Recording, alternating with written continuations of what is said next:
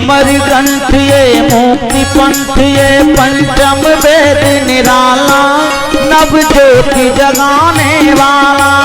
ये अमर ग्रंथ ये मुक्ति पंथ ये पंचम वेद निराला ज्योति जगाने वाला। ओ हरि नाम यही हरि धाम यही जग के मंगल की आरती पापियों को पाप से है तारती। श्री भागवत भगवान की है आरती पापियों को पाप से है तारती। हरि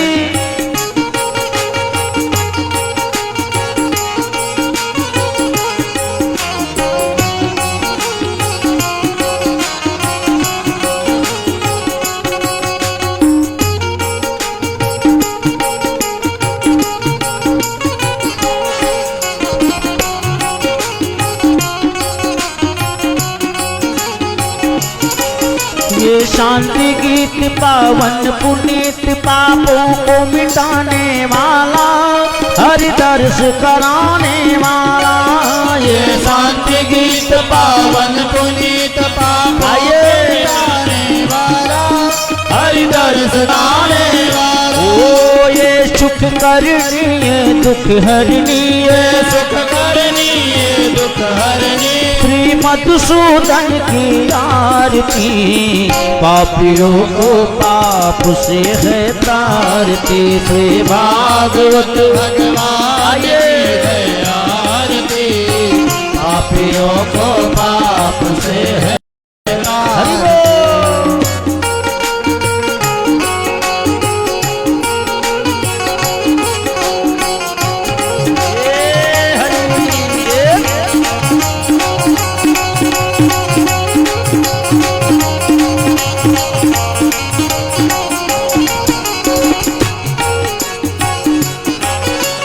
मधुर बोल सतपंथ खोल सन्मार्ग दिखाने वाला बिगड़ी को बनाने वाला। ये मधुर बोल सतपंथ खोल सन्मार्ग दिखाने वाला बिगड़ी को बनाने वाला। ओ बिगड़ी को बनाने वाला मोहन से मिलाने वाला बिगड़ी को बनाने वाला मोहन से मिलाने वाला। ओ श्री राम यही घनश्याम यही घनश्याम ओ श्री राम यही घनश्याम यही प्रभु की महिमा की आरती पापियों को पाप से है तारती। श्री भागवत भगवान की है आरती से गाइए पापियों को पाप से है तारती। कर्पूर गौरम करुणावतारम संसार सारम भुजगेंद्रहारम सदा वसंतम हृदयारविंद भवं भवानी स्वयं बोलो त्वमेव माता च पिता त्वमेव त्वमेव बन्धो च सखा त्वमेव त्वमेव वेद्या द्रविणं त्वमेव त्वमेव सर्वं मम देव। गोपाल राधे कृष्ण गोविंद गोविंद गोपाल राधे कृष्ण गोविंद गोविंद हे गोपाल राधे कृष्ण गोविंद गोविंद गोपाल राधे कृष्ण गोविंद गोविंद कृष्ण गोविंद गोविंद राधे गोविंद गोविंद गोविंद गोविंद राधे गोविंद गोविंद कृष्ण गोविंद गोविंद राधे गोविंद गोविंद गोविंद गोविंद राधे गोविंद हे गोपाल राधे कृष्ण गोविंद गोविंद हे गोपाल राधे कृष्ण गोविंद गोविंद हे गोपाल राधे कृष्ण गोविंद गोविंद हे गोपाल राधे कृष्ण गोविंद गोविंद हे गोपाल राधे कृष्ण गोविंद गोविंद हे गोपाल राधे कृष्ण गोविंद। हरि ओम जय तीर्थानि प्रचरन्त्र शिखा हस्तानि खङ्गेणः रेखांगं सहस्रयोजने धनवान् तन्मसि आराध्यं समर्पयामि जलमण्डलं विधाय दीपं प्रणम्य हस्तप्रक्षाल्य मधुष्पाञ्जलिः ध्येयं सदा परिभवग्नमभीष्टदोः तीर्थास्पदं सेविरिञ्चिनुतं शरणं भृत्यार्तिहं प्रणतपालभवाब्धिपोतं वन्दे महापुरुषते चरणारविन्द त्यक्त्वा सुदुस्तजसुरेप्सितराज्यलक्ष्मी धर्मिष्ठ आर्यवचसा यदगादरण्यं मायामृगं दयितयेप्सितमन्वधावद् वन्दे महापुरुषते चरणारविन्दं कृष्णाय वासुदेवाय हरये परमात्मने प्रणतक्लेशनाशाय गोविन्दाय नमो नमः। चरणकमलयोः मन्दपुष्पाञ्जलिं समर्पयामि नमस्करोमि प्रणमामि। बोलिए भक्तवत्सल भगवान की जय हो। भक्त भागवत भगवान की जय हो। वेद भगवान की जय हो। यज्ञ जजमान की जय हो। जजमान परिवार की जय हो। तीर्थराज प्रयागराज महाराज की जय हो। वैदिक सनातन धर्म पुनः प्रतिष्ठापक आद्य गुरु भगवान श्री शंकराचार्य जी महाराज की जय हो। परम पूज्य गुरुदेव भगवान की जय हो। व्यास भगवान की जय हो। सत्य सनातन धर्म की जय हो। धर्म की जय हो। धर्म का नाच प्राणियों में सद्भाव विश्व का कल्याण गौ माता की जय हो। श्री राम जन्मभूमि की जय हो। श्री कृष्ण जन्मभूमि की जय हो। पार्वती पतये हर हर हर महादेव। सभी लोग अपने स्थान पर बैठ जाएंगे, भागवत कथा का रसपान करेंगे।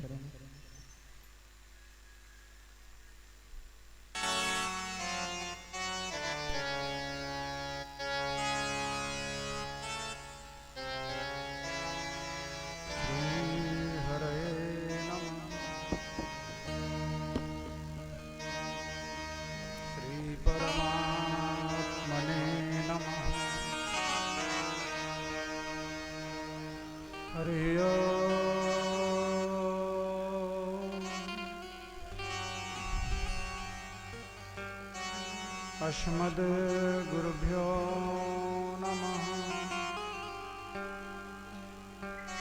श्री गुरु चरण कमलेभ्यो नमः। अस्मद् परम गुरुभ्यो नमः। अस्मद् परमेष्ठ गुरुभ्यो नमः। अस्मद् परात्पर गुरुभ्यो नमः। श्रीवाग्देवतायै श्री सरस्वत्यै नमः।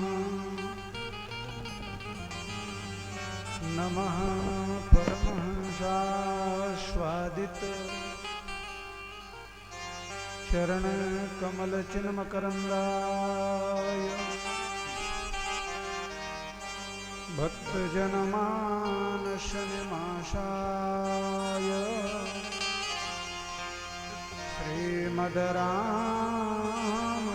श्रीमद्रामचन्द्राय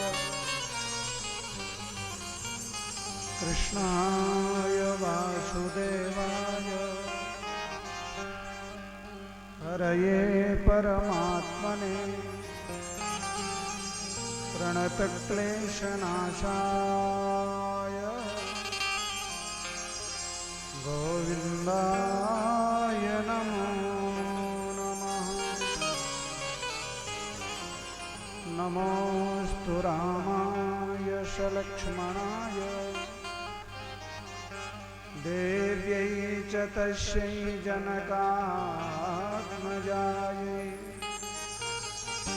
नमोऽस्तु रुद्रेन्द्रयमानिलेभ्यो नमोऽस्तु चन्द्रार्कमरुद्गणेभ्यः गङ्गातरङ्गरमणीयजटाकलापम् गौरी विभूषित निरंतर वामभागम् नारायण प्रियमनंगमदापहारम् वाराणसीपुरपतिं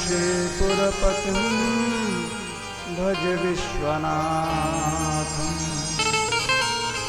श्रीज्योतिष्पीठपदे प्रतिष्ठितं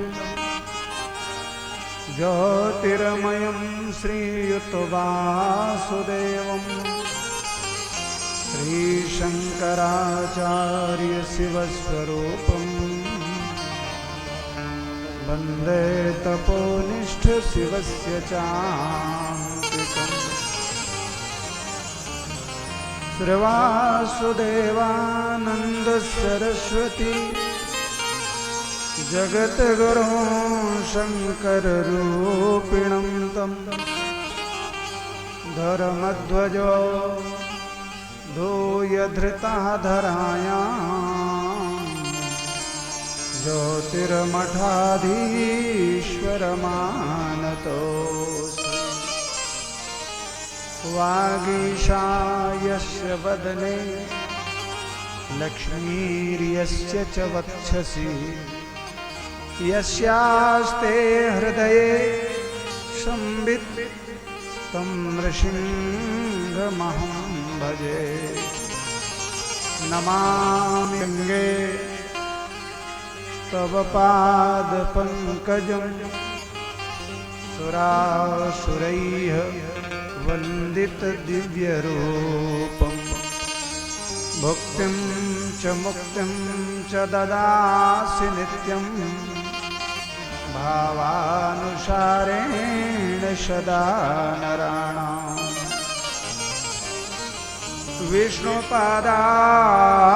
विष्णुपादाब्जसम्भूते गंगे त्रिपथगामिनी ब्रह्मद्रवेति विख्याते पापं मे हर जाह्नवी सृष्टो या सर्वरूपा जगदवनविधौ पालनीया च रौद्री संहारे चापि यस्या जगदिदमखिलं क्रीडनं या पराख्या पश्यन्ती मध्यमाथ तदनु भगवती वैखरी वर्णरूपा सास्मद्वाचं प्रसन्ना विधिहरिगिरिजा राधितालङ्करो शास्मद्वाचं प्रसन्ना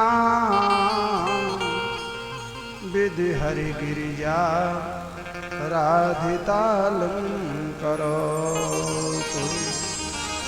श्रीअंजनी के लाल एक आपसे सवाल मेरो भूलियो न नाथ यही अर्जी हमारी है बुद्धि के निधान वीर बांकुरो महान बारिदी कोलांगी लंक रावण की जारी है सिंह सुधलाए दूत राम के वरिष्ठ बने कौन कठिन काम जग में जानत नर नारी है श्री राम गुण गाऊं श्री कृष्ण गुण गाऊं मैं बार बार जीवन में अर्जी हमारी और मर्जी तुम्हारी है बोलिए श्री वीर बजरंग बली जय हो भक्तवत्सल भगवान की जय हो अकारण करुण करुणा वरुणालय की जय हो भक्तवांछ वांछा कल्पतरु की जय हो। श्रीमद्भागवत महापुराण की जय हो। सप्ताह प्रवचन ज्ञान महायज्ञ की जय हो। सपरिकर श्री वेद व्यास भगवान की जय हो। महामुनीन्द्र श्री सुखदेव जी महाराज की जय हो। राजर्षि सत्तम परीक्षित महाराज की जय हो। सपरिकर श्रोता वक्ता की जय हो। समस्त संत वैष्णव भगवान की जय हो। श्री श्री जगन्नाथ भगवान की जय हो। रामेश्वरम महातीर्थ की जय हो। श्री श्रृंगेरी धाम की जय हो।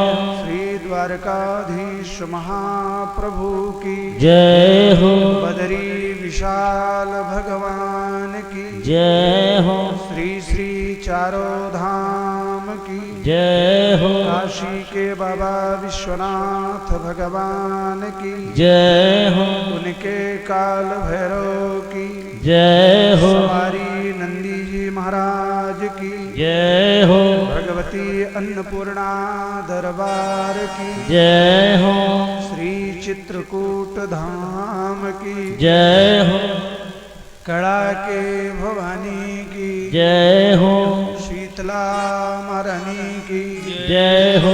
बाबा घुश्रनाथ भगवान की जय हो। सुजहा के हनुमान की जय हो। पांडेश्वर महादेव की जय हो। तीर्थराज प्रयागराज महाराज की जय हो। श्री वेणी माधव भगवान की जय हो। अक्षय वट की जय हो। श्री बड़े हनुमान जी महाराज की जय हो। सोमेश्वरनाथ भगवान की जय हो। अलोप शंकरी मैया की जय हो। नागराज बासुकी जी महाराज की जय हो। शिवर भरद्वाज की जय हो। संगम क्षेत्र की जय हो। नमः पार्वती पतये हर हर महादेव।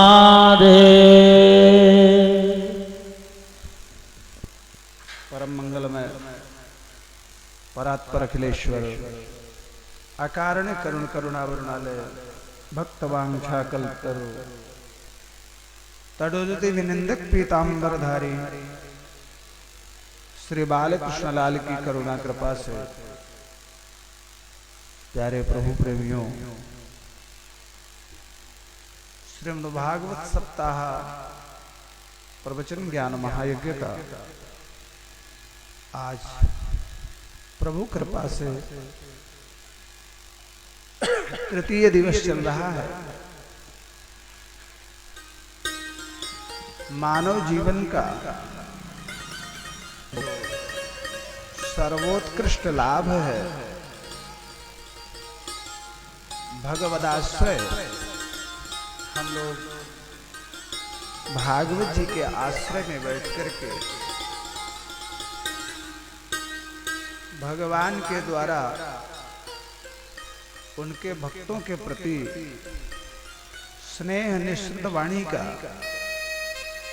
रसास्वादन कर रहे हैं। यही भगवान की हम पामर जीवों पर नित्य अहेतु की करुणा और कृपा है। कथा की मंगलमयी परंपरा है। दो चार बार मिल करके हम लोग परंपरा का निर्वहन करते हुए भगवान नाम का गायन करें, फिर जैसी प्रभु कृपा सेवा करने का प्रयास करूंगा।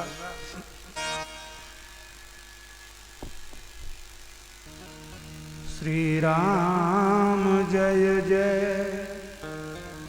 ऋषिकेश जय जय श्री राम जय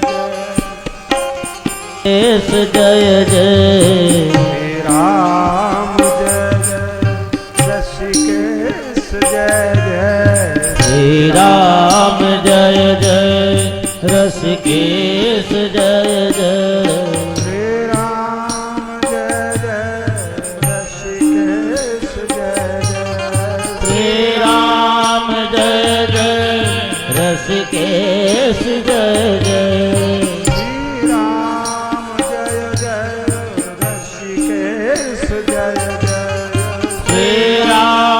जय जय रसिकेश जय जय सीतारमण राम रघुनाथ जय जय सीतारमण राम रघुनाथ जय जय सीतारमण राम रघुनाथ जय जय सीतारमण राम रघुनाथ जय जय श्री राम जय जय रसिकेश जय जय श्री राम जय जय रसिकेश जय जय श्री राम जय जय रसिकेश जय जय रसिकेश जय जय सीतारमण राम रघुनाथ जय जय सीतारमण राम रघुनाथ जय जय सीतारमण राम रघुनाथ जय जय सीतारमण राम रघुनाथ जय जय श्री राम जय जय रसिकेश जय जय श्री राम जय जय रसिकेश जय जय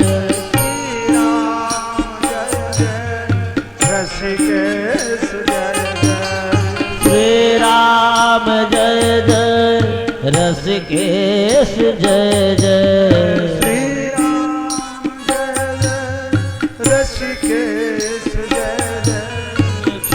राम जय जय रसिकेश जय जय श्री राम जय जय रसिकेश जय जय श्री राम जय जय रसिकेश जय जय सीतारमण राम रघुनाथ जय जय हे सीतारमण राम रघुनाथ जय जय सीतारमण राम रघुनाथ जय जय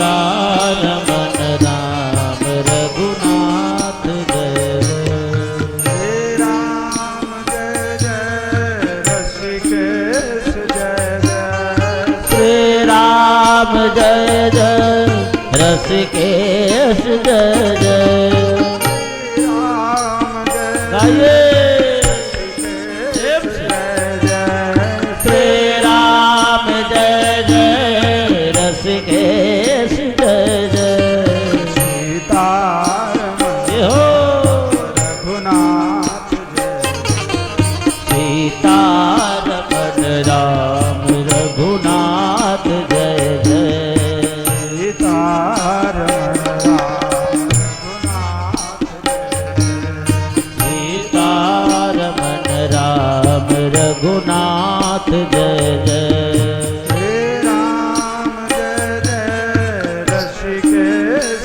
जय जय श्री राम जय जय रसिकेश जय जय श्री राम जय गाइए रसिकेश श्री राम जय जय रसिकेश जय जय सीतारमण हो रघुनाथ जय ओ सीतारमण राम रघुनाथ जय हरि बोल ताली की सेवा करते हुए ये हरि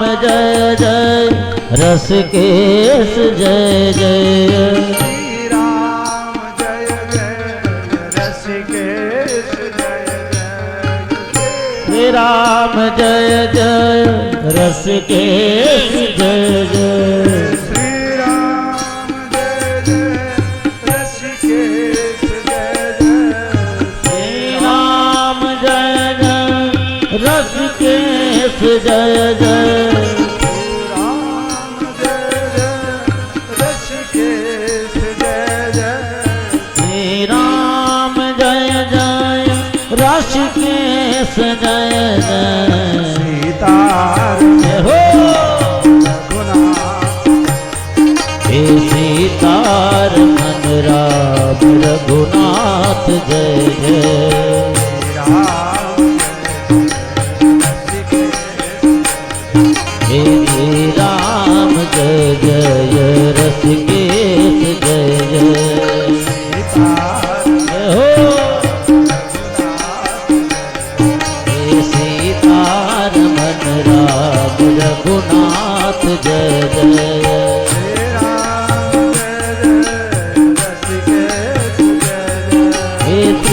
राम जय जय रसिकेश जय जय श्री राम जय जय रसिकेश जय जय श्री राम जय जय रसिकेश जय जय सीतारमण रघुनाथ जय जय सीता सहित राम रघुनाथ जय जय श्री राम जय जय रसिकेश जय जय श्री राम जय जय रसिकेश जय जय हे हरि रघुनाथ जय जय सीता सहित राम रघुनाथ जय जय हे सीतारमण राम रघुनाथ जय जय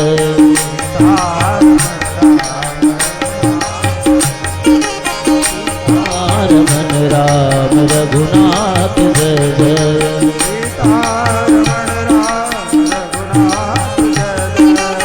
सीतारमण राम रघुनाथ जय जय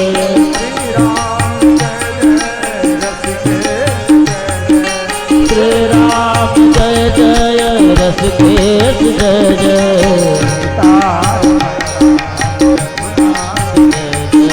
सीता सहित राम रघुनाथ जय जय रघुनाथ जय जय सीता सहित राम रघुनाथ जय जय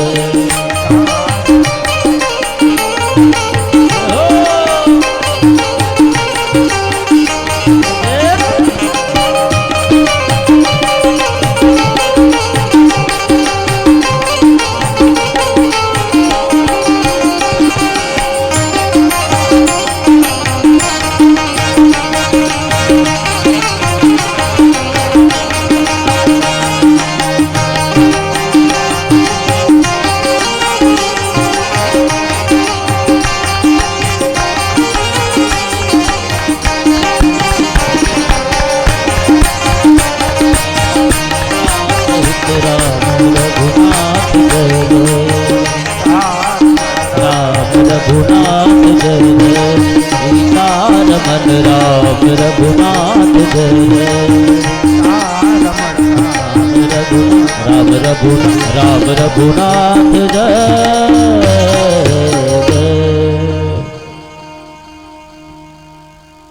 जय जय श्री सीता जय जय श्री राम प्रियव्रतं वंशमिमं विरजशमरोद्भवा अकरोदत्यलङ्कीर्त्या विष्णुः सुरगणं यथा। डिप्टी साहब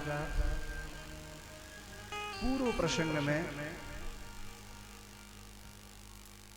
हम लोग महाराज प्रियव्रत की चर्चा श्रवण कर रहे थे।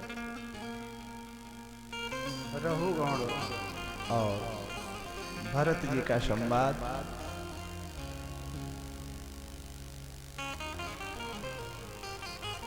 आइए मास्टर साहब।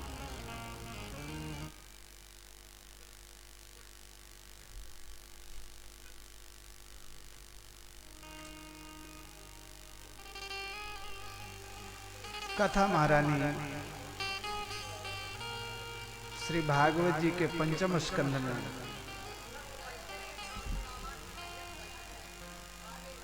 प्रवेश कर रहे हैं।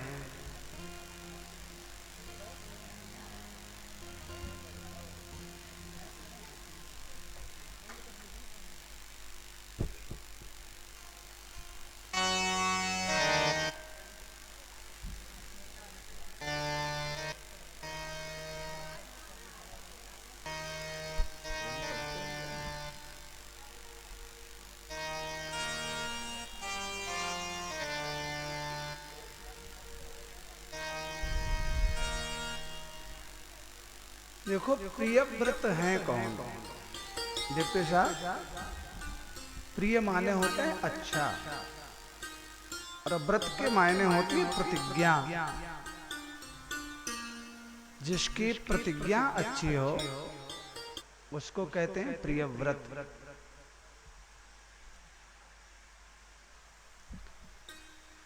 ब्रह्मा के द्वारा सृजित मैथुनी सृष्टि के शुभारंभ में मनु से प्रियव्रत जी महाराज प्रकट हुए। प्रियव्रत बड़े हैं, उतानपाद छोटे हैं। छोटे का चरित्र पहले है। उतानपाद की वंश परंपरा में ध्रुव, बेन, अंग आदि विमल कर्मा राजा है। और प्रियव्रत जी का जो वंश है वो बड़ा अद्भुत है। अच्छा, इसका वंश वर्णन बाद में इसलिए है ना कि आरंभ में चले गए तपस्या में, तो उतानपाद ही सत्ता संभाल रहे थे। जब ये लौट के आए तो वो चले गए जंगल में। बड़ी अद्भुत परंपरा है।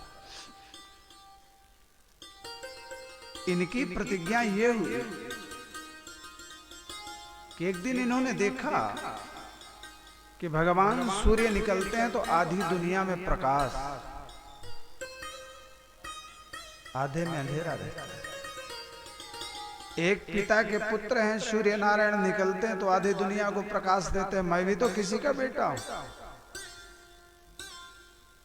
जो तपस्या की थी उसकी ऊर्जा का सन्निवेश किया और 7 दिन तक अपना रथ सूर्य महाराज के कंपटीशन में चलाया। परिणाम में इस दुनिया में 7 दिन तक अंधेरा ही नहीं हुआ। श्री भगवान ने आकर के प्रियव्रत जी को समझाया है, वे संकल्प पूरा हो गया, प्रकृति का क्रम रहा है, इसलिए अब तुम इस रथ को यहीं बंद कर दो। प्रियव्रत रथ चरण परिखातय सप्तभी सप्त सिंधव। इनके रथ के खाती से, चक्के से 7 सागर बन गए।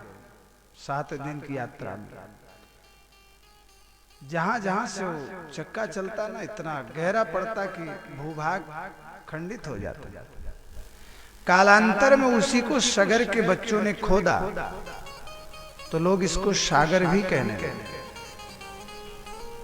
और 7 दिन रथ चलाया तो पृथ्वी के 7 टुकड़े हो गए। सप्त द्वीपवती पृथ्वी सा दुविधा नित्या अनित्या।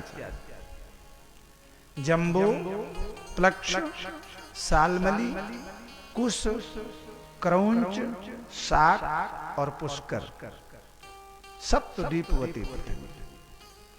अब इसमें जो सबसे छोटा द्वीप समूह है वह है हमारा श्री जम्बू द्वीप।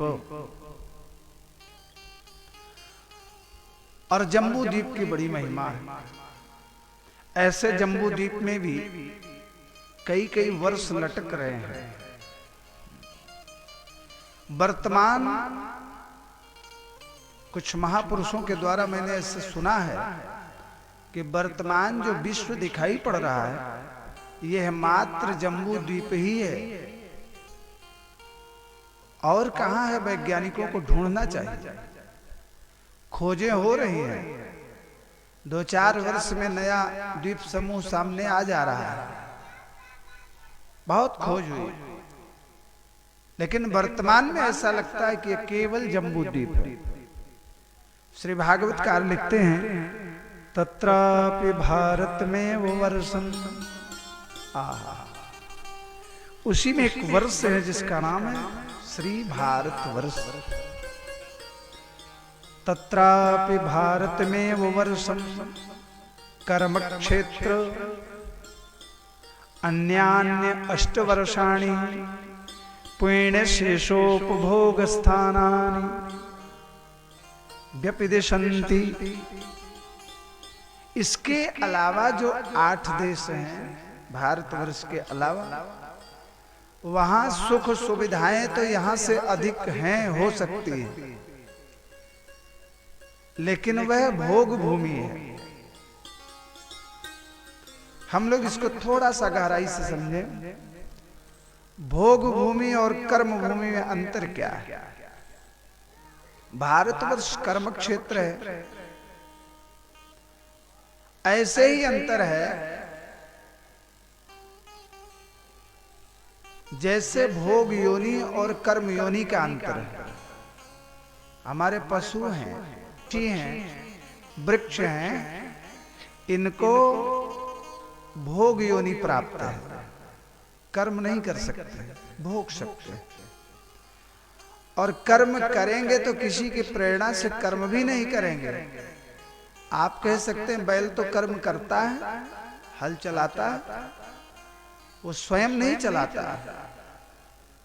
मनुष्य डंडा लेकर के उनके पीछे प्रेरणा करता है तो उनकी मजबूरी है चलना, वो उनके जीवन का भोग है। लेकिन मनुष्य योनि भोग योनि नहीं है, ये कर्म योनि है। ठीक ऐसे ही जो अन्य देश हैं वो भोग भूमि है, वहां जीवन का अवशिष्ट भोग है। प्राणी स्वर्ग से आया है, नरक से आया है, तो उसका भोग अवशिष्ट है, भोगेगा, फिर चला जाएगा। लेकिन भारतवर्ष में आएगा तो ये कर्म योनि है। यहां जो कर्म करेगा उसका फल प्राप्त होगा।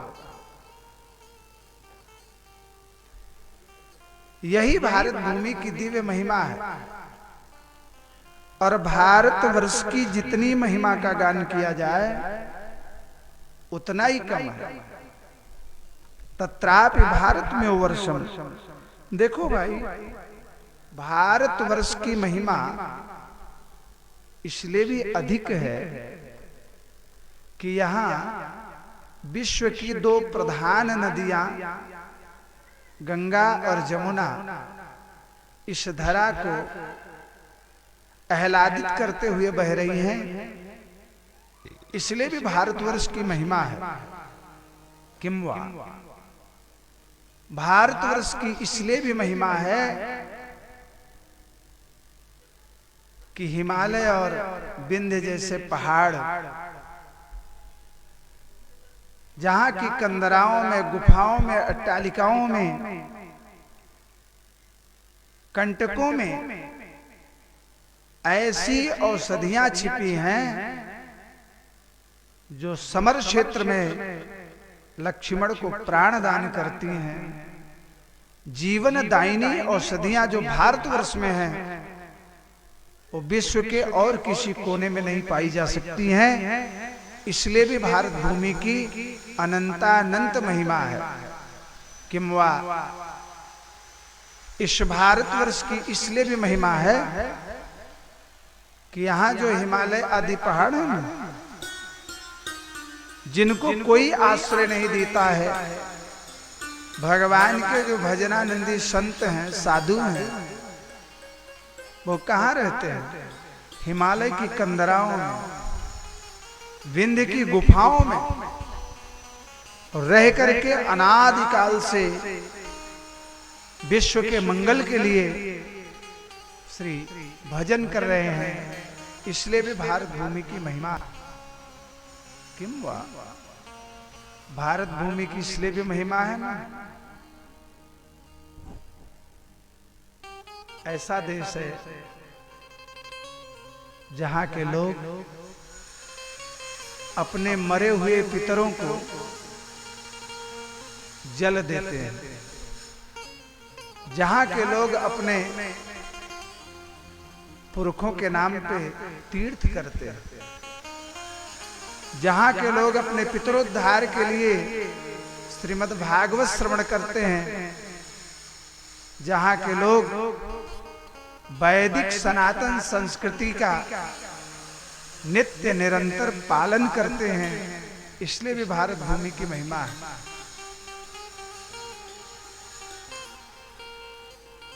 वर्तमान में संस्कृति पे जो आघात चल रहा है, अगर यह आघात बना रहा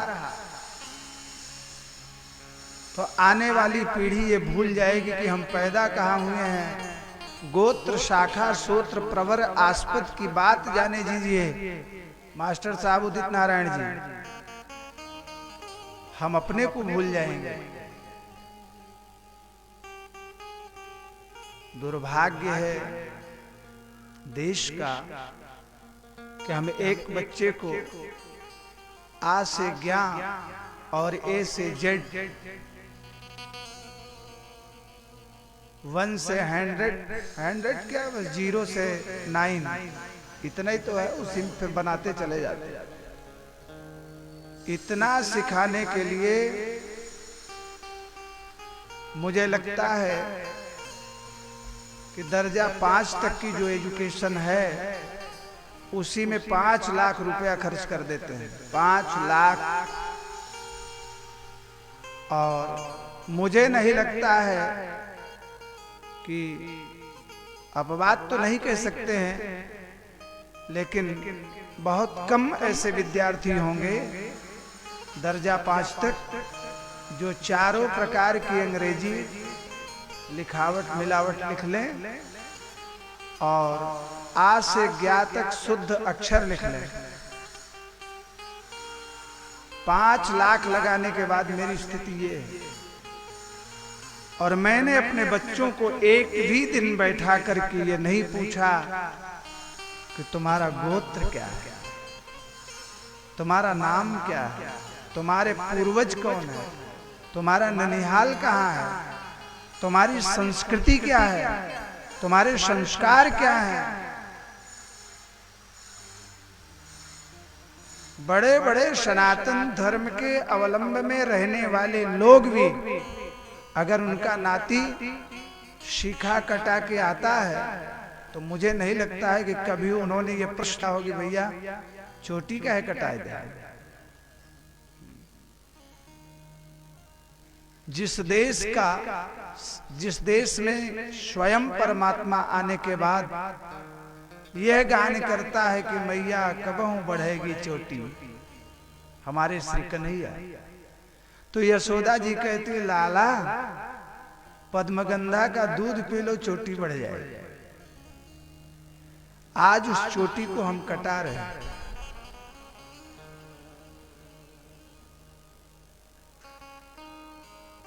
कष्ट होता है। चोटी का इतना ही महत्व है कि उसको कटा देना। आप एक बार विचार करो, विवेकी श्रोता बैठे हैं, इस दुनिया में सबसे पहले कौन सा प्राणी है जो जागता है? भोर में सबसे पहले कौन जागता है? कभी आपने विचार किया? इस दुनिया में सबसे पहले जागने वाले प्राणी का नाम है मुर्गा। भैया संत प्रसाद जी झूठ तो नहीं बोल रहा हूं। अरे अगर हम झूठ कहेंगे तो गोस्वामी जी की लेखनी कट जाएगी। अरुण चूड़ बर बोलन लागे, लाल शिखा वाला बोलने लगा। गोस्वामी जी लिख रहे हैं, अरुण चूड़ बर बोलन लागे, छोड़ो, उठे लखन निशि विगत सुनी, अरुण शिखा ध्वनि काम। लाल शिखा वाला बोल रहा है, लक्ष्मण जी उठ गए। अरुण चूड़ बर बोलन लागे, लाल शिखा वाला बोलने लगा। किसकी है लाल शिखा? मुर्गे की है, वही बोलता है। ये शिखा का पहला महत्व है। कई लोग आज कहते हैं कि हमारा धर्म ही ठीक नहीं, धर्म तो वही ठीक है जिसमें जगाने वाला सिराने पे टांगा रहता है। इनकी हैसियत है, औकात है कि 4 बजे जाग करके चिल्लाएंगे, जिसके पास चोटी नहीं है। अरे इनको जगाने वाला घड़ी इनके बगल में रहती है, वो चोटी वाला मुर्गा रहता, वो बोल करके जगाता है, उठ बे, समय हो गया चिल्लाने का। याद रख, ये मेरे जीवन में चोटी का महत्व है। इसका नाम चोटी। एंटीना ही नहीं रहेगा, समाचार कहां से आएगा? बुद्धि का डेवलपमेंट, विकास कहां से होगा? आप विचार करो। हम आप ये कामना करते कि हम बच्चे हमको तर्पण करेंगे, पिंडा देंगे। जिसके घर में जिसका नाती चोटी विहीन हो गया, धर्म विहीन हो गया, शिखा सूत्र हमारा धर्म है। जिस धर्म की रक्षा के लिए गुरु गोविंद सिंह के 2 बच्चे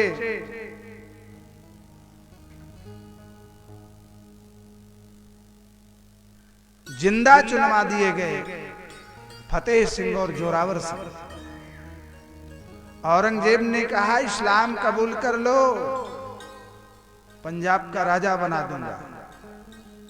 कहा नहीं चाहिए राज्य। राज्य के लिए धर्म छोड़ा जाता है क्या? छोटा भाई पहले चुना जा रहा था, आज ही खड़ी थी। बड़ा भाई फपक के रो पड़ा, 7 साल का जोरावर। छोटे भाई ने देखा, भैया तुम्हें चुनने से डर लग रही है, तुम रो रहे हो। जोरावर सिंह ने कहा, डर के मारे नहीं रो रहे। तो फिर क्यों रो रहे हो? बोले इसलिए रो रहा हूं कि मैं तुमसे पहले इस धरती पे आया, धर्म के लिए मुझे पहले चुना जाना था, लेकिन बारी तेरी पहली आई। 40 मन जनेऊ जला दिया गया, लेकिन धर्म नहीं छोड़ा, जनेऊ नहीं छोड़ा, शिखा नहीं छोड़ी। आपके घर में सबसे पहले कौन जागता है?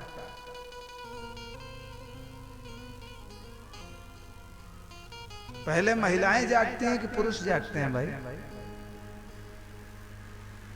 बताओ, अपने घरों में बताओ, पहले महिलाएं उठती हैं कि पहले पुरुष उठते हैं सो करके? महिलाएं। क्यों? इनके शिखा नहीं है, इनको केश। उस केश का प्रभाव है कि ये महिलाएं पहले उठ जाती हैं। आप प्रैक्टिकल करो, विचार करो। जो अपने नाती से अपने जीवित रहते पानी नहीं ले लेगा, वो मरने के बाद पानी की आशा न करे, नहीं तो ये पिंडा नौकर चाकर पार देंगे। आज पिंडदान कर दो, अभ्यास डालो, नातियों को बताओ कि हमारा धर्म क्या है, हमारी संस्कृति क्या है, हमारा कर्तव्य क्या है, माता क्या है, पिता क्या है। कथा श्रवण मात्र से काम नहीं चलेगा। कथा तो प्यारे जो बोलना था बोल चुके हैं, बहुत बोले। अब तो बस जो घाव बह रहा है उस पे मरहम लगाया जा रहा है।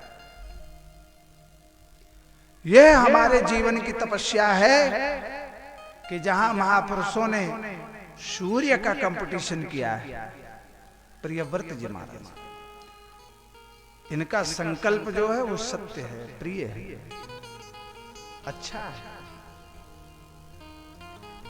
भारत भूमि की अनंत अनंत महिमा है। जिस समय औरंगजेब को चना की रोटी खाने को मिल रही थी, वो कौन है? औरंगजेब है? शाहजहां है? कौन है वो जो बंद किया गया था जेल में? औरंगजेब ने बंद किया था। चलो आप लोग अंदाज कर लेना, कभी कभी बात विस्मृत हो जाती है। औरंगजेब ने ही अपने पिता को बंद किया था जेल खाने में, एक अन्न खाने के लिए दिया था। क्यों डिप्टी साहब? यही घटना हो। एक अन्न क्या खाओ? विचार किया चना खाओ। और वहीं जेल से रोज हाथ उठा करके परमात्मा को रोता था। धन्य है सनातन धर्म के हिंदू, सनातन धर्मी जो अपने मरे बाप को पानी देते हैं, पिंडदान करते हैं। धिक्कार है ऐसे धर्म को जहां का बेटा कसाई बनकर के अपने बाप को कैद खाने में बंद करता है, एक अन्न खाने के लिए देता है। एष धर्म सनातन। अगर धर्म है तो उसका नाम है केवल सनातन, जो आपके तन से सना हुआ है। आप धर्म नहीं करेंगे तो क्या करेंगे? अधर्म करेंगे। तो धर्म आपको छोड़ देगा क्या? धर्म तो तब भी रहेगा। इतना हमारे करीब है, इतना सन्निकट। इसीलिए देवता भी इस भारत भूमि पर आने के लिए लालायित रहते हैं। अहो अमीशाम किम कारी शोभन।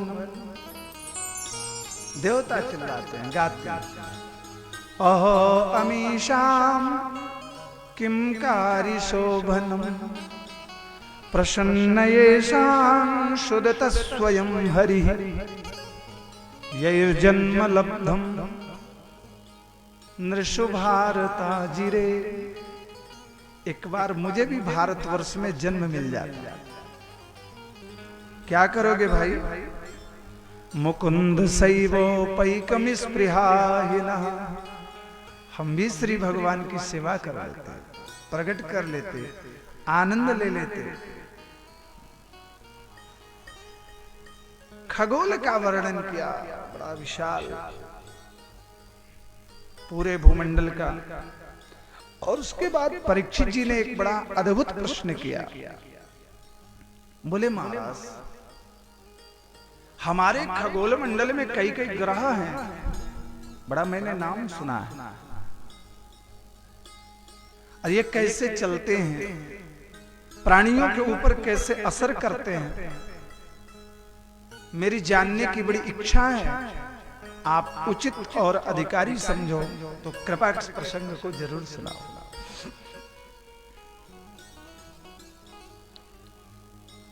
देखो, ये खगोल मंडल जो है बड़ा विशाल है।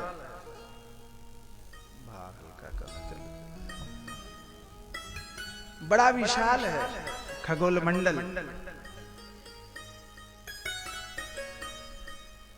और इस खगोल मंडल में, इस पूरे खगोल को 30-30 के क्रम से 12 भागों में बांटा गया। पूरी पृथ्वी 360 अंशों की है और 30 अंश के क्रम से 12×3 = 36।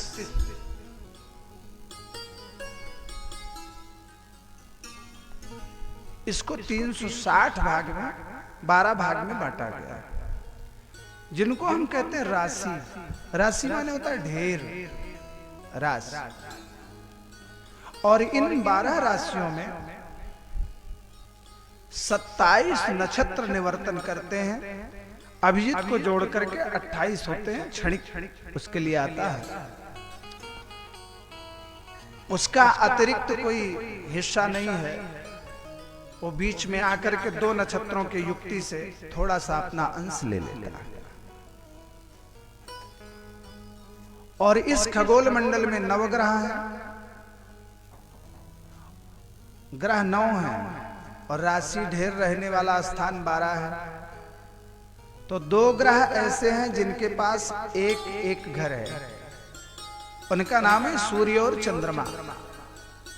इसके अलावा जो पंचग्रह हैं, इनके पास 2-2 घर है। राहु केतु छाया ग्रह है, तो इनका भी अपना थोड़ा बड़ा चलता रहता है, समय समय पर अपने राशि के अनुसार ये भी आ जाते हैं। तो सुखदेव स्वामी कहते हैं, प्यारे परीक्षित, इन ग्रहों में सबसे जो तेज गति है उसका नाम है चंद्रमा। चंद्रमा बहुत द्रुत गति से चलते हैं। 2.25 से 2.5 दिन में पूरे पृथ्वी का एक चक्कर मार जाते हैं। इनकी गति बहुत तेज है और इनसे कम गति श्री सूर्य नारायण की है, जो एक राशि को पार करने में लगभग 1 महीने का समय लगा देते हैं। सूर्य से कम गति मंगल की है, एक राशि पार करने में लगभग 1.5 महीना। ठीक इसी प्रकार से लगभग बुध का भी समय है, जो एक राशि को पार करने में 1 महीने का समय ले लेते हैं। और एक ग्रह बड़ा अद्भुत है जिसका नाम है शनि। डिप्टी साहब, सबसे धीरे चलने वाला ग्रह है शनि। शनि ऐसा ग्रह है कि जिसको पूरे भूमंडल का एक चक्कर लगाने में 12 वर्ष का समय लग जाता है। 12 वर्ष। तो इसकी गति बहुत धीमे है। शनैः चरतीति शनिश्चरः। शनिश्चर कहते उसको हैं जो धीरे धीरे 12 30 वर्ष का समय लगता है। 30 वर्ष, गलत कह दिया। एक राशि को पार करने में 2.5 वर्ष, तभी तो ढैया लगती है ना, ढैया 7.5। और इतना अद्भुत है ना, जहां रहता है वहां असर करता है, जहां आगे देखता है वहां असर करता है, सिर रहता है जिधर, और जहां पैर रहता है वहां असर करता है। बहुत विचित्र है। और शनि की आंखों में बड़ा जादू है। परीक्षित जी महाराज आसन से खड़े हो गए, बोले गुरुजी, इस ग्रह का तो मैंने बड़ा नाम सुना है, ये आता है तो असर करता है। अच्छा, मेरे समझ में नहीं आता है कि ये चलता ऊपर है, असर नीचे करता है। सुखदेव स्वामी ने कहा, परीक्षित सावधान, कभी वो माघ मेले में गंगा जी के तट पर शास्त्री वृक्ष के नीचे खड़े हो जाओ,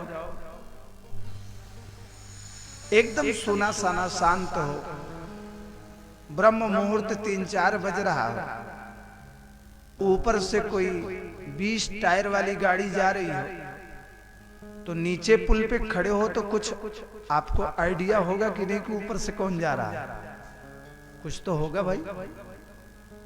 और अगर एक कोई वीआईपी कार आई साएं करते हुए निकल गई तो कुछ उसका भी अंदाज होगा।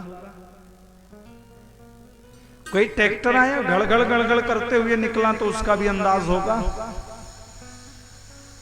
अब अगर हल्ला मचाते हुए नागा बाबा लोग निकले तो उसका अंदाज नहीं होगा क्या?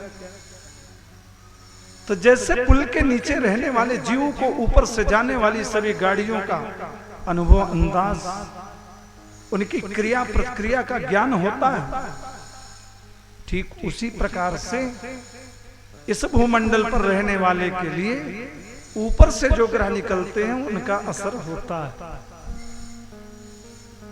तो ये शनिचर तो बहुत गड़बड़ है महाराज। जजमान का सब कुछ चर जाए सोई शनिचर, तो इसको ठंडा कैसे किया जाए, कोई उपाय है? सुखदेव स्वामी कहते बिल्कुल है। वैसे देखो शनि के विषय में बड़ी कथाएं प्रचलित हैं, और आज मैं आपको एक छोटी सी कथा सुनाऊंगा जो भागवत की नहीं, पुराणांतर कथा है। अपने यहाँ जो विशेष रेखाएं हैं ना, मकर रेखा, विश्वत रेखा, खगोल मंडल में, तो ऐसे एक रेखा है रोहिणी सकट रेखा, बड़ी अद्भुत। शनि जी अपने क्रम में चलते चलते रोहिणी सकट रेखा पे पहुंच गए। ज्योतिषियों ने आकाशवाणी कर दिया, भविष्यवाणी कर दिया, शनि जी रोहिणी सकट रेखा पर आ रहे हैं।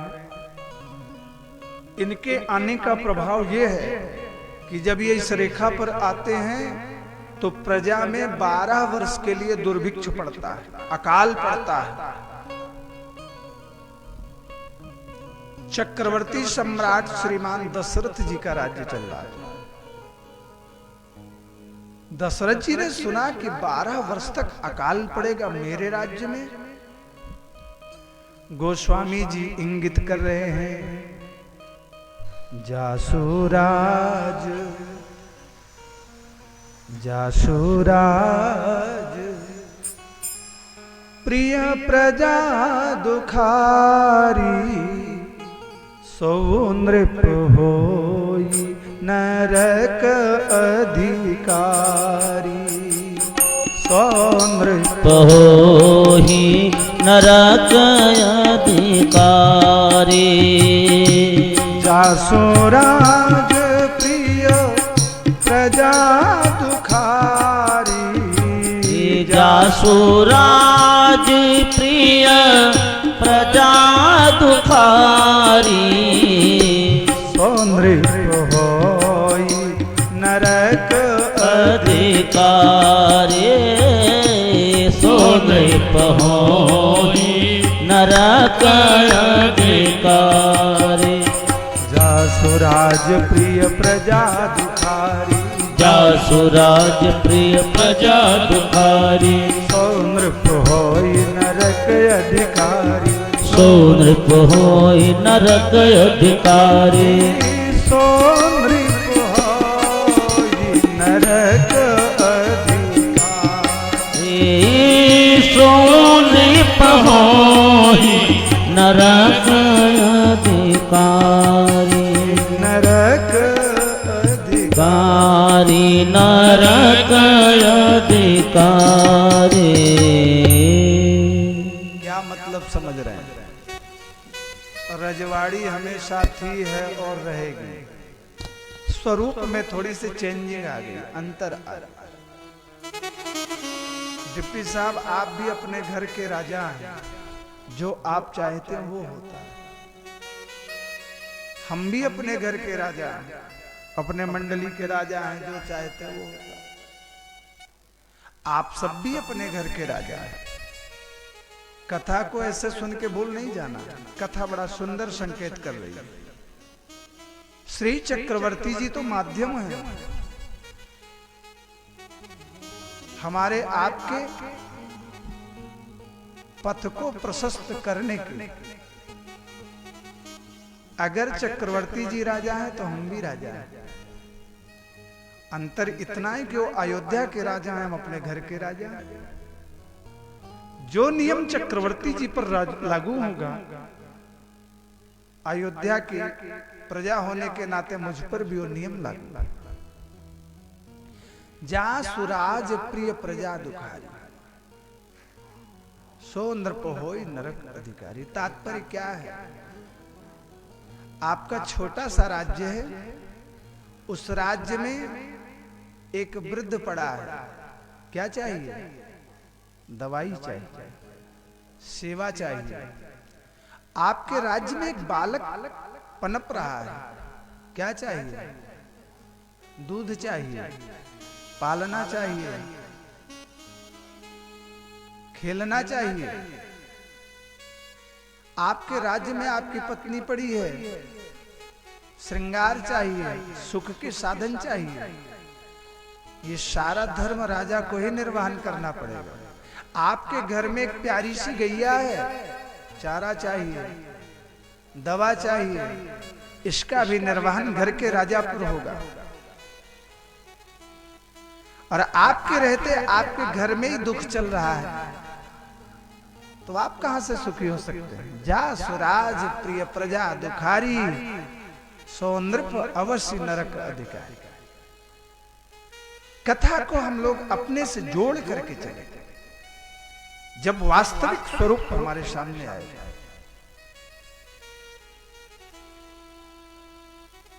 बात लंबी ना हो तो तो चक्रवर्ती जी को लगा कि मेरे रहते मेरी प्रजा पर दुर्भिक्ष क्यों पड़ेगा। बोले शनि जी रोहिणी सकट रेखा पर आ रहे हैं और उनका ये प्रभाव होगा। चक्रवर्ती जी ने कहा मैं शनि को रोहिणी सकट रेखा पर आने ही नहीं दूंगा। क्या करोगे? युद्ध करूंगा, पीछे कर दूंगा। जब तक अयोध्या के राजा चक्रवर्ती श्रीमान दशरथ जी हैं तब तक आप इस रेखा पर नहीं आ सकते। बड़ा अद्भुत है। वो अयोध्या की जो सूर्य नारायण से आदि नारायण से वंश परंपरा है, उसी वंश परंपरा में श्रीमान शनि भी है। सूर्य कुल के ही पुरोधा है। इतना विचित्र पिता पुत्र का संबंध आप साथ देखेंगे। इतना बड़ा 36 तो राम और रावण का भी नहीं रहा होगा जितना सूर्य और शनि का। बहुत तगड़ा। और आप जानते हैं जहां तांबे के लोटा में जल भर करके सूर्य नारायण को चढ़ाया जाए, सूर्य नारायण प्रसन्न होकर के आपको आनंदित करते हैं। वहीं अगर शनि तांबे का लोटा देख ले तो आपका सत्यानाश कर दे। इतना बड़ा विरोध है। जहां सूर्य नारायण की गति इतना है कि 1 महीने में चक्कर लगा लेने वाला बेटे की गति है 30 वर्ष में चक्कर लगा। बहुत अंतर है। जहां सूर्य नारायण के नेत्र पड़े और आनंद हो, वहीं अगर शनि के नेत्र पड़े तो सत्यानाश हो।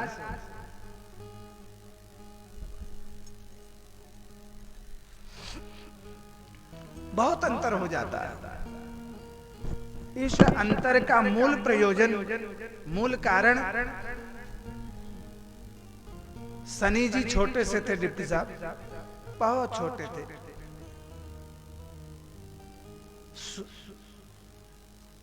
सुपात्रों के यहाँ देखुआर बड़ी जल्दी आते हैं। हाँ? हम लोग दर्जा 5 में थे जब देखुआर आने लगे। अब तो 25 साल में भी कोई नहीं पूछने वाला। तो देखुआर इनके यहाँ भी आने लगे। सूर्य नारायण के एक बेटा है शनि, चलो ब्याह कर लेते। तो सूर्य ने कहा कि जरा भाई बेटे से भी तो समझना चाहिए। तो समझना चाहा, क्यों भाई देखुआर आ रहे हैं, विवाह कर दिया जाए कि नहीं। शनि ने कहा पिताजी जीवन भजन के लिए है, बड़े मुश्किल में मिला है, क्या करेंगे ब्याह शादी करके। अगुआ लोगों ने समझा दिया, अरे ऐसे ही बच्चे बोलते हैं, जब विवाह हो जाएगा सब ठीक हो जाएगा। नहीं माने, विवाह कर दिया।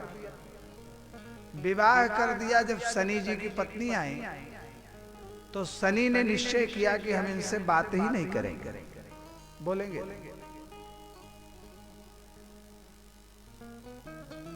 एक दो दिन नहीं, महीना नहीं, अब्द नहीं, 12 वर्ष निकल गया। शनि जी ने अपनी पत्नी से बात ही नहीं की। पत्नी ने सोचा हो सकता है कोई 12 वर्ष की साधना चल रही हो, हम काहे को डिस्टर्ब करें। धर्माचरण में रहने वाली देवियां, उन्होंने कुछ कहा नहीं। 12 वर्ष जब बीत गया तो समझा कि अब तो साधना, हमारे यहाँ जो तपस्या की अवधि है 12 वर्ष की है, हो गया। तो एक दिन उन्होंने कहा, स्वामी आपने मेरे पिता के घर में मेरा हाथ पकड़ा है, हमारा पाणी ग्रहण आपने किया है, गौरी गणेश नवग्रह कलश के सामने हम लोगों ने भामरी दिया है, साक्षी किया है, और 12 वर्ष मुझे आए हो गया, आपने मेरी ओर देखा नहीं, बोलने की बात कौन कहे। शनि ने कहा हाँ अवश्य मैं आपकी पीड़ा को समझ सकता हूं, लेकिन हमने तो विवाह के पहले ही ये बात कही थी कि जीवन भजन के लिए है, हम गृहस्थी में नहीं फंसना चाहते हैं। अपने राम तो राम जी का भजन करेंगे। पत्नी ने कहा आप हमें नहीं देखेंगे, संसार को देखेंगे। कहा नहीं, संसार को भी नहीं देखेंगे। क्या करोगे? एक काला कपड़ा लेकर के शनि ने आंखों में पट्टी बांध दिया। अब तो ठीक है, ना आपको देखेंगे ना संसार को देखेंगे। पत्नी ने कहा कभी तो कपड़ा पुराना होगा, कभी तो पट्टी खुलेगी। शनि ने कहा इतना भय है तो लो, लोहे की पट्टी उठाया और आंखों पे ढक्कन लगा लिया। ये तो नहीं खराब होगी। शनि को लोहा और सोना बहुत प्रिय है। उसका यही कारण है कि उनके भजन में सहायक है। तो शनि ने लोहे की पट्टी बांध दिया। पत्नी प्रसन्न हो गई, कहा आपकी भगवान राम में इतनी निष्ठा है तो मैं भी तुम्हें वचन देती हूं कि आप जिसकी ओर देख देंगे वो भी श्री राम जी का हो जाएगा। और हम तो ये कहेंगे कि यहाँ जितने लोग बैठे हैं ना, सबको इस समय शनि जी देख रहे हैं। कभी शनि से घबराना नहीं चाहिए कि अब शनि आ गए हैं तो गड़बड़ होगा, हम क्या करें, तो ढैया ढैया 7:30 8 ही आ गए। बिल्कुल नहीं घबरा।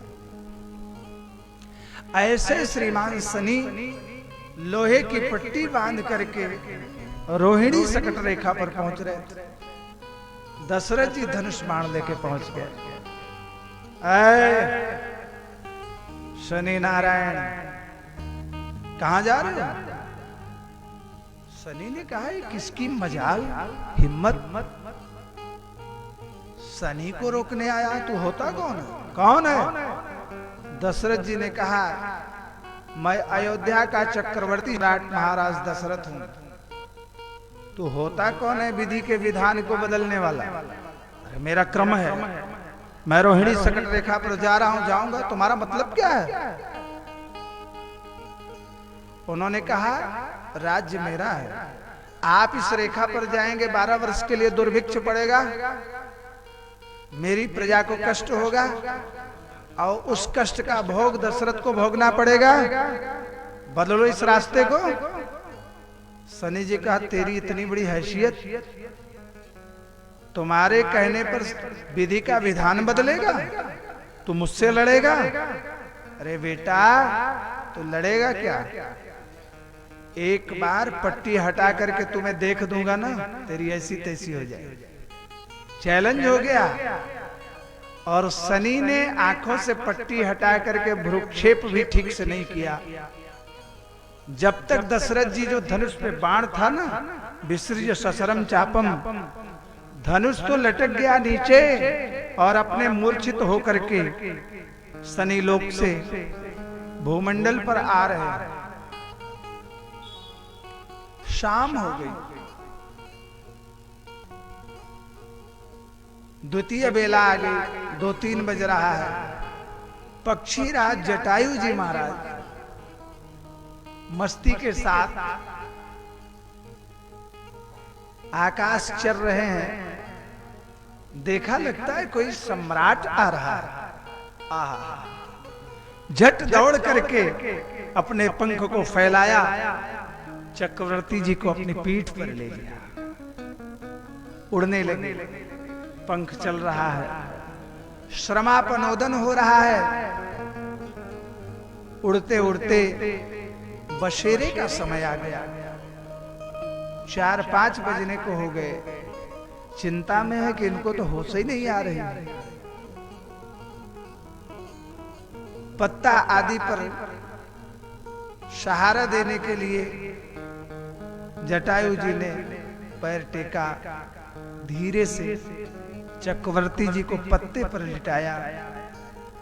राजा हैं, लेटाने के बाद देखा ओ ये तो महाराज दशरथ हैं, हमारे राजा हैं। वाह, मेरा धर्म क्या है, इनके प्राणों की रक्षा। मूर्छित हैं और गए अपने चोंचों में पानी भर करके ले और अपने तुंड से दशरथ जी के शरीर पर जल डाला और अपने पंखों से हवा दिया। धीरे धीरे मूर्छा गई। चक्रवर्ती जी ने आंखें खोली। भैया आपका परिचय? जटायु जी ने कहा, श्रीमान जी आपका भी तो कुछ परिचय होगा, आप कौन है? बोले मैं तो अयोध्या का राजा दशरथ हूं। महाराज आप? मैं भी इस जंगल का राजा जटायु। जटायु, मैं यहां कैसे आ गया? बोले महाराज ज्यादा नहीं जानता, आप ऊपर से गिर रहे थे, मुझे लगा कि कोई महापुरुष है, मेरा धर्म क्या है, इनकी रक्षा करना, और मैंने दोपहर में ही आपको अपनी पीठ पर ले लिया, लेकर के उड़ता रहा। बसेरे का समय आ गया, रात में मैं उड़ नहीं सकता, दिखाई नहीं पड़ता, तो मैंने सोचा विश्राम कैसे दिया जाए। मैं ऊपर कहां गया था, याद करो महाराज, मूर्छा गई, याद आया मैं शनि लोक गया था। फिर क्या हुआ महाराज? बोले हमारी उनकी कुछ वार्ता हुई, यहां तक तो मैं जानता हूं, और उन्होंने पट्टी निकाल करके मेरी ओर देखा, फिर आगे क्या हुआ मुझे कुछ ज्ञान ही नहीं है। जटायु जी ने कहा फिर आगे जो हुआ मैं जानता हूं, आप लुढ़क के गिर रहे थे, सो मैंने पीठ पर लेकर के दिन भर आपको उड़ाया और आज अभी विश्राम पर लगाया। दशरथ जी बैठे, आपने मेरे जीवन की रक्षा करी है। जटायु बरमरोही, वर मांगो, चक्रवर्ती सम्राट दशरथ तुम्हारे सामने खड़ा है। मेरे प्यारे वर मांगो, क्या चाहिए? जटायु जी ने कहा दोगे? कोई संदेह है? पक्का दूंगा, एक बार कह के देखो ना। दशरथ बोल रहा है, प्राण जाए पर वचन न जाई, रघुकुल रीति सदा चली आई। बताओ जटायु तुम्हें क्या चाहिए? जटायु जी ने कहा पक्का देंगे ना, संदेह नहीं यार, मांग के देखो, कहो ना। जटायु जी ने कहा भैया मैं तो केवल इतना ही चाहता हूं कि आपका जो ज्येष्ठ पुत्र हो वो मुझे मुखाग्नि दे, क्योंकि मेरे पास बेटा बेटी नहीं है, मुझे अपने वृद्धापन की चिंता है कि मुझे मुखाग्नि कौन देगा। दशरथ जी फफक पड़े,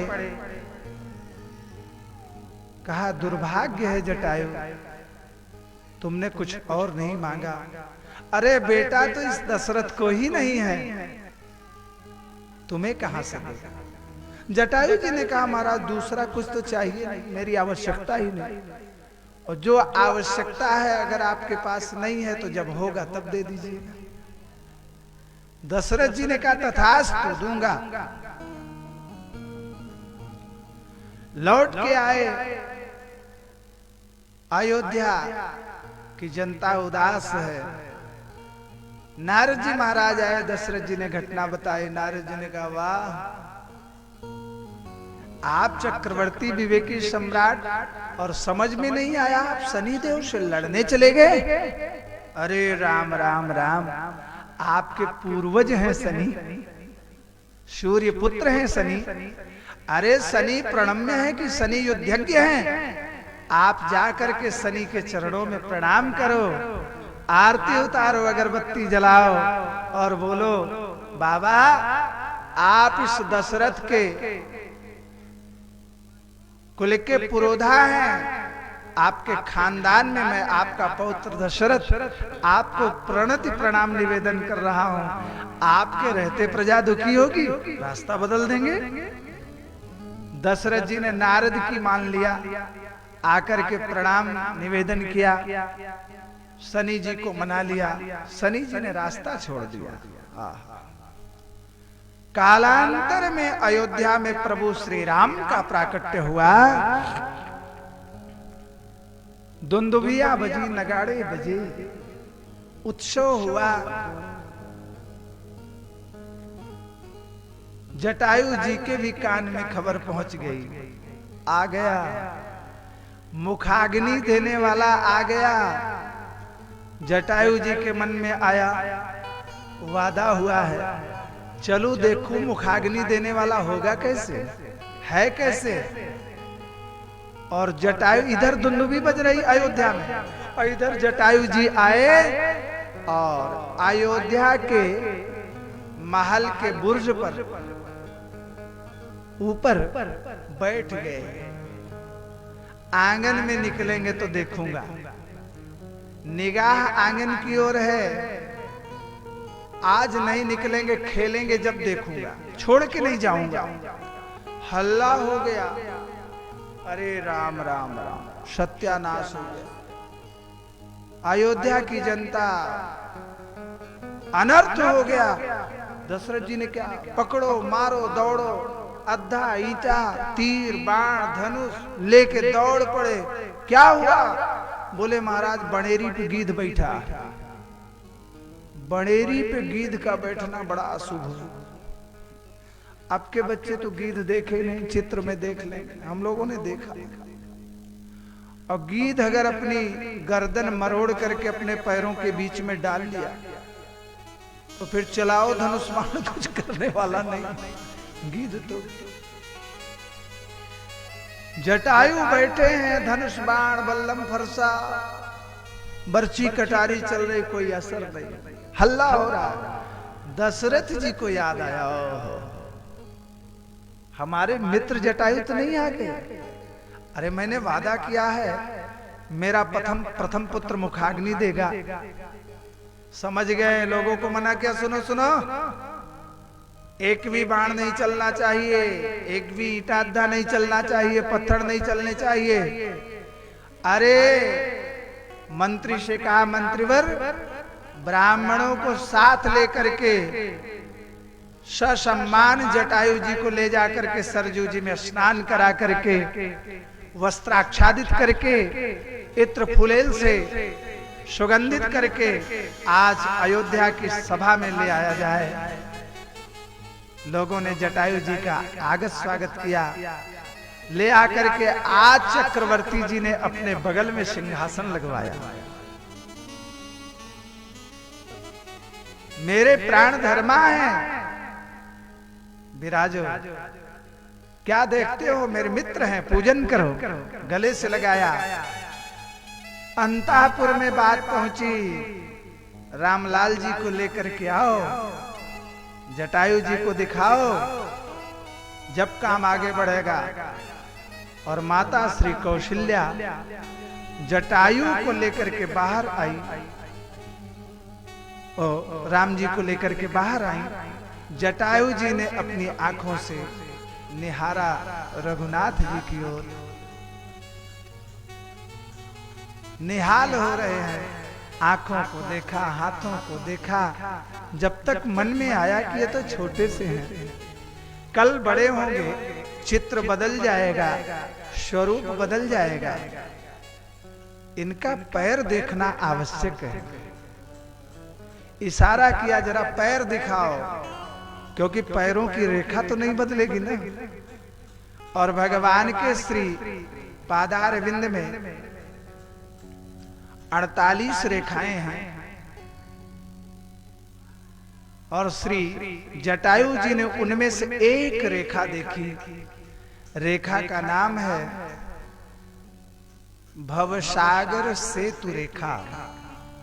आपने देखा होगा रघुनाथ जी के चरणों में एक ऐसी रेखा है जो एड़ी से चोटी तक जाती है, पैर को बीच से फाड़ती जाती है।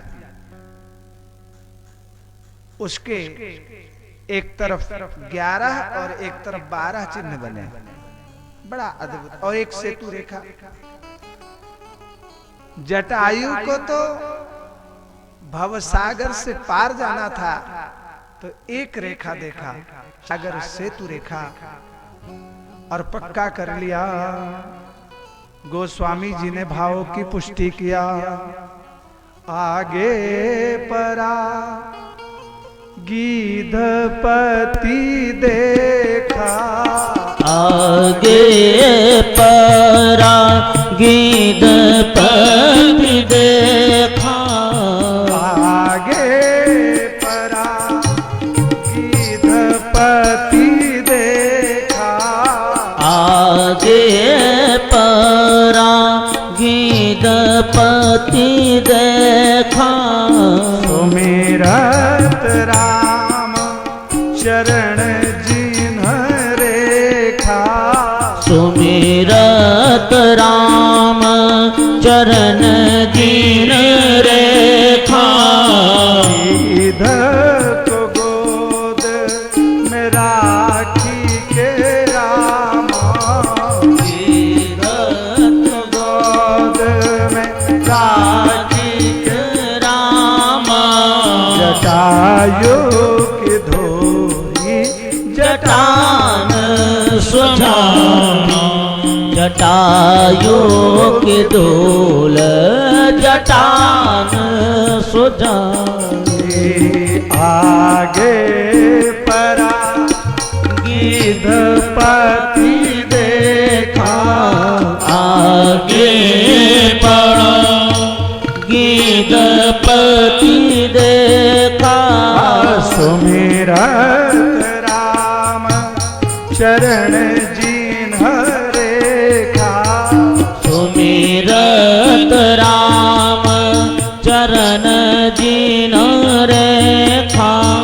बोलिए राघवेंद्र सरकार की जय हो, राजा रामचंद्र भगवान की जय हो। पिता के वाक्य को निभाया श्री राम जी ने, अपने बाप को मुखाग्नि नहीं दिया। वो पुत्र कैसा पुत्र है जो पिता की आज्ञा न माने। राम जी ने कहा मेरे पिताजी ने वचन दिया है, जटायु को मुखाग्नि राम करेगा। ये क्या है? शनि के दर्शन करने वाले के दर्शन का फल है। अरे भाई, शनि का दर्शन किया दशरथ जी ने, और दशरथ जी का दर्शन किया जटायु जी ने। ये शनि दर्शन का फल तो बहुत बड़ा है, कभी फिर सुनाएंगे। ये शनि के दर्शन करने वाले के दर्शन का फल है। दासा नुदासो भवितास्मि भूयाः। शनि चरते क्या है? शनि चरते संसार हैं, देते क्या हैं? देते भगवत प्यार हैं। शनि की कृपा हो तो साक्षात राघवेंद्र सरकार अपनी गोद में लेकर के पुचकारते हैं, अपने जटाओं से झारते हैं, और शेषावतार लक्ष्मण को इंगित करते हैं, लकड़ी ले आओ, गंगा जल ले आओ। आज यह राम जटायु को गंगा जल देगा। ये मेरे पिता हैं, मुखाग्नि देगा। यहां पर जितने लोग बैठे हैं सब पर शनि की कृपा चल रही है। कभी मत समझना कि शनि को चरने वाले, शनि तो दाता। बस एक बात है कि आप इनको संभाल लो, मना लो, काम हो जाएगा। लड़ करके पार नहीं पाओ, बिल्कुल नहीं पाओ। दशरथ जी नहीं पाए, श्री राम के पिता श्री, तो हमारी आपकी हैसियत है? कभी नहीं। बस भजन करो। जपा कुसुम शंकांका। और इसके बाद परीक्षित जी ने बड़ा भाव भीना प्रश्न किया। बोले नरका नाम भगवन किम देश विशेषा अथवा बहिस्त्रलोक्या अहो स्विदंतराल इति। अब अथवा नहीं आता है डिप्टी साहब, अब ऑप्शन आता है। इसमें कौन सही है बताओ? है? हम लोग पढ़ते तो अथवा आता था, ये नहीं तो अथवा, ये नंबर बराबर है। यहां भी अथवा है। नरका नाम भगवन किम देश विशेषा। एक बात बताओ गुरुजी, ये नरक कोई देश विशेष है? भारत, भूटान, बर्मा, जावा, सुमात्रा आदि त्रिलोकी में है, त्रिलोकी के बाहर है, इसी भूमंडल में कहीं और है। मेरी सुनने की बड़ी इच्छा है। मैंने बचपन से नरकों का ही नाम सुना। सुखदेव स्वामी कहते परीक्षित सावधान, जहां हम लोग बैठे हैं ठीक यहीं से 99,000 योजन की गहराई में कई कई प्रकार के नरक। ऐसे अगर नरकों का नाम जानना है तो श्रीमद् देवी भागवत में हम लोग प्रवेश करें तो 3 अध्याय केवल नरकों के नाम से भरा पड़ा। 3 अध्याय में केवल नरकों का नाम है। मुझे लगता है उनकी संख्या अगर लाख में नहीं तो 10-15 हजार तो जरूर हो। और ऐसे ऐसे पाप, और उसका परिणाम क्या है?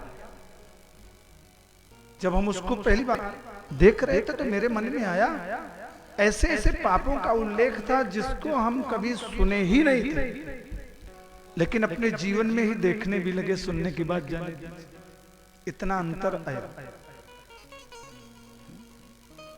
ये 1% जो कमीशन है ना, इसका भी पाप है, जिसको आज शुद्ध वृत्ति मान रहे हैं। अरे भूसी का दान लेंगे, दान में डिप्टी साहब गोदान करेंगे तो उसका भी प्रायश्चित है, उसको भी पचाने के लिए कुछ करना होगा। श्राद्ध में भैंस का भी दान होता है, उसके लिए भी कुछ करना होगा। लोहे का भी दान है तो सोने का भी, नमक का भी है तो अन्न का भी है। दुनिया में एक दान केवल ऐसा है जिसमें कोई प्रायश्चित नहीं करना पड़ता है, वो है भूसी का दान, धान की भूसी है। बाकी जितने आप दान करेंगे सबका लाभ है और लेने वाले को उसका प्रायश्चित है। लेगा तो पचाएगा, करना पड़ेगा। बड़ा विचार। तामिश्रो अंध तामिश्रो रौरवो महारौरवः कुंभी पाकः कालसूत्रमश्पत्रवनं शूकरमुखः अंधकूपः कृमिभोजन संदः तप्त सूर्मी वज्र कष्ट कसालमली वैतरणी पूयोदः प्राणरोधो विस्तनम लालाभक्षः शारमे आदन्म विचिरयः पानमिति। हम लाखों को नहीं गिना रहे, केवल 28 प्रकार के नरकों का वर्णन भागवत जी में है, गिना चुना। एक सज्जन ने कहा जब लाखों हैं तो 28 ही कहां से आए, इसमें लाख क्यों नहीं आए? हमने कहा जो विशेष है ना, वो जब राजीव नगर में वहां गेट के पास पहुंचो तो वहीं से भागने लगते हैं। भागवत श्रवण करने जा रहे हैं तो जलना ही पड़ेगा। तो जो विशेष है ना 28, जल्दी भागने वाले नहीं, 100 बच जाते हैं। और आने के बाद यहाँ कथा सुने तो उनका भी जय सिया राम हो जाता है। तामिश्र नरक, अंधतामिश्र, रौरव, महारौरव, कुंभीपाक, कालसूत्र, अस्पत्रबन, शूकर मुख, अंधकूप, कृम भोजन, संदाह, तप्त सूर्मी, वज्र कष्ट कसालमली, भयतरणी पूयोद आदि। परीक्षित जी ने कहा गुरुदेव एक बात बताओ, ये तामिश्र नरक कैसा होता?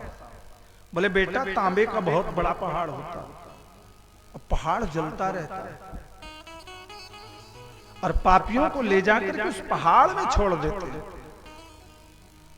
जलता रहता है।